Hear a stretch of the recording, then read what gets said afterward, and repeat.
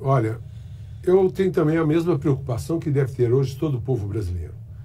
O Ceará hoje é menina da vez, né? A bola da vez. Lamentavelmente isso se expande a todo o Brasil, não é?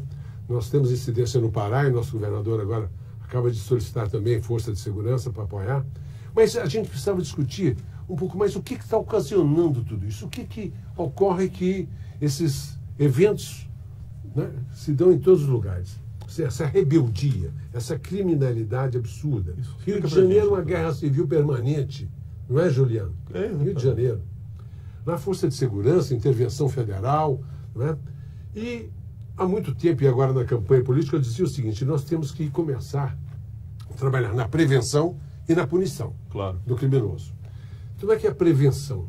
Se você duplicar hoje de 10 mil homens da Polícia Rodoviária Federal, que tem uma alta credibilidade na sociedade, para 20 mil homens, mais 10 mil homens, você fecha a fronteira brasileira por onde entra, não é, cocaína produzida na Colômbia, na Bolívia, no Peru, e que vem via Paraguai, além da maconha. Você evita a entrada, por exemplo, de contrabandos como cigarro. Então, esses 10 mil homens custariam para o país, num ano, 2 bilhões e 400 milhões. Essa polícia se paga, essa Polícia Rodoviária Federal, por estancar o contrabando do cigarro e de outros produtos. Mas principalmente para estancar a entrada de armas e da cocaína, que alimenta essas lutas de gangues no Brasil.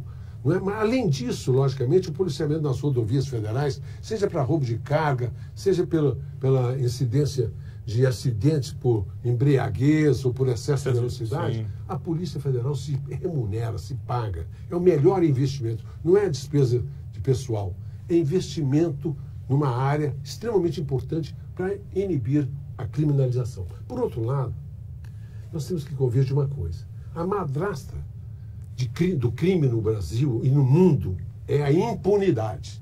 Então o Poder Judiciário tem que ser mais ágil, mais competente, mais diligente, não é? No sentido de não deixar essa morosidade no julgamento daqueles crimes bárbaros que nós estamos a ver no Brasil como um todo.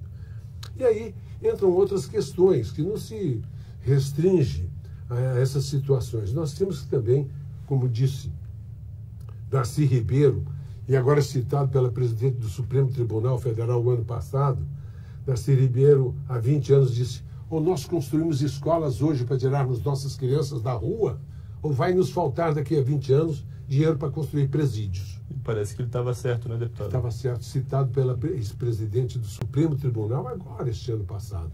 E ele estava certo. Então, Juliano, eu entendo que nós estamos num momento muito crítico. Mas tem outras coisas a corrigir ali dentro. Por exemplo, o indulto. O indulto o que é? Perdão de dívida.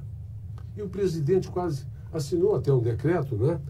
Primeira vez que não, né? Reduzindo para um quilo. Assinou depois, o Supremo segurou, mas ainda está lá sob júdice, né?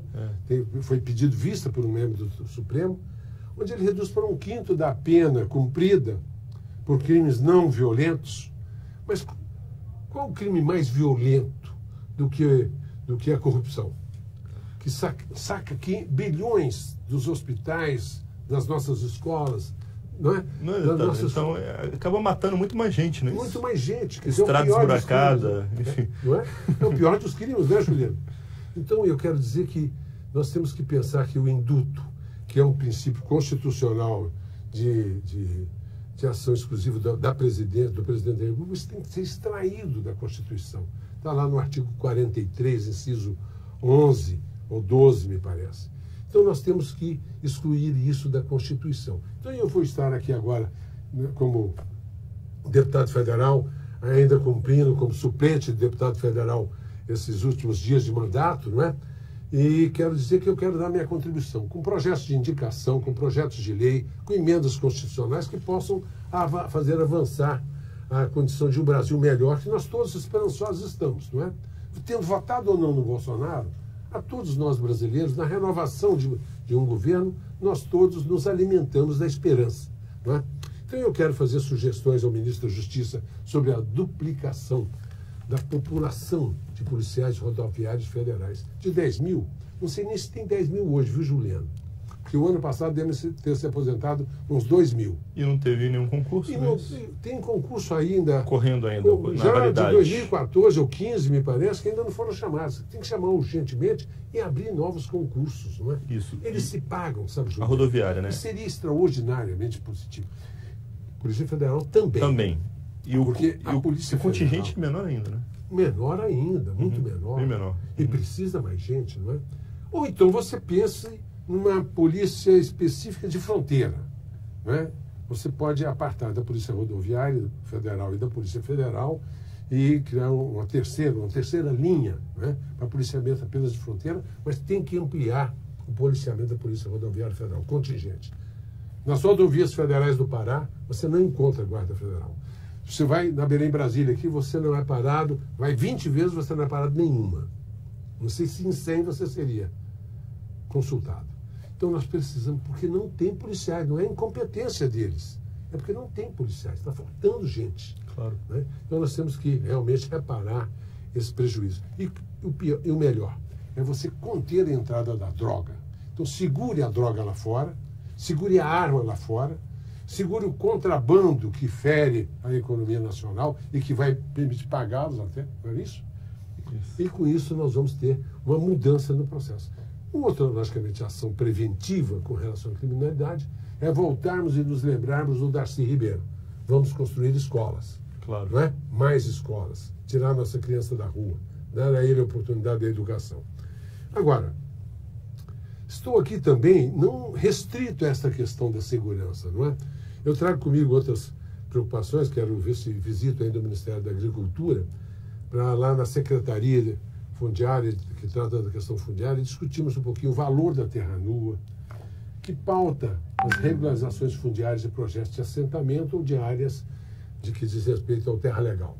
Está lá ocupando o NABAN, eu não o conheço, me parece um bom secretário, um cara vinculado e comprometido com o setor rural, seja do pequeno produtor, do médio ou do grande, e que tem a leitura que nós temos. Nós temos que regularizar as terras da Amazônia em particular, mas do Brasil todo. Você diminui conflitos. Você, Juliana, ao mesmo tempo que diminui conflitos, você abre espaço para o crédito. Todo banco quer garantia. Se você tem a terra, mas não tem o documento dessa terra... Que é o que acontece hoje, né? Que é o que acontece hoje. Então, nós temos condições de multiplicar em muito. Aliás, deixa eu te contar. Na área do assentamento, a renda média das famílias assentadas pelo INCRA, que eu denunciava aqui, dizia, são favelas rurais que estamos implantando, porque não davam assistência técnica, não davam condições de produção e etc. Esse pessoal hoje está lá, ganhando 500, 600 reais por mês por família. Ou seja, abaixo da linha da pobreza. Mas se nós motivarmos esse pessoal um pouquinho, com o título da terra para ter acesso ao crédito, com assistência técnica, ou seja, com as matérias estaduais, nós vamos tirar da pobreza milhares de famílias por ano. E aí me lembra o segundo homem mais rico do mundo, não é? O Bill Gates, o homem da Microsoft, né? Ele tem uma empresa, uma entidade que cuida lá na África, e ele disse que a melhor intervenção do Estado brasileiro... É a Fundação Melinda e Bill Gates, né? Se não me engano. O nome dele. Ele e a mulher dele.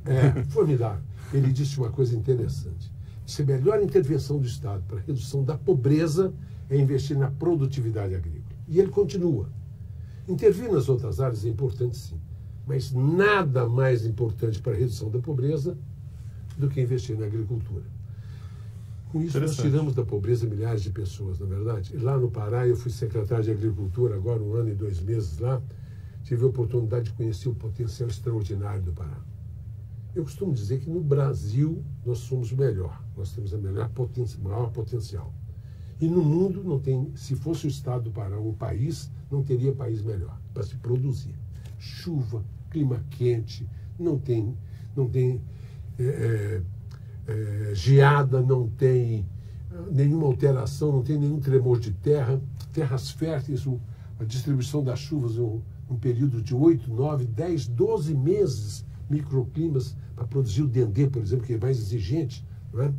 O cacau, por exemplo, nós temos um cacau plantado há 40 anos sem 1 grama sequer de adubação química. Então nós temos um potencial formidável. Somos os maiores produtores de cacau hoje, não é? temos a maior produtividade do mundo. Nós temos no Pará 915 quilos por hectare, podendo ir para 2 quilos. É questão de assistência técnica. Mas tem outras questões, né? Nós temos que pensar, por exemplo, no plantio da cana-de-açúcar. Tem aqui um projeto tramitando há muitos anos, do senador Frecha Ribeiro, lá do Pará, Sim. com apoio de outros senadores, inclusive de Rondônia, né? E que, na verdade, saiu um decreto lá atrás, em 2008, me parece, 2007, que proibia plantio de cana-de-açúcar na Amazônia. Por quê? Para evitar desmatamento. Que coisa horrível, medíocre, pequena. Porque e a soja? E o boi? Não desmatam também, se for o caso? Não é o caso, não desmatam mais. Nós queremos a cana-de-açúcar lá, nas áreas já antropizadas, alteradas, não é? Nós precisamos expandir isso. E nós precisamos que esse decreto seja anulado. E eu espero que o Bolsonaro o faça, porque ele é muito ligado e comprometido com o setor produtivo rural. Deputado Giovanni Queiroz, infelizmente o nosso programa está chegando ao fim, mas muito obrigado pela sua participação no Palavra Aberta. Muito obrigado a você. Muito obrigado a todos que nos ouvem nesse momento, nos veem nesse momento.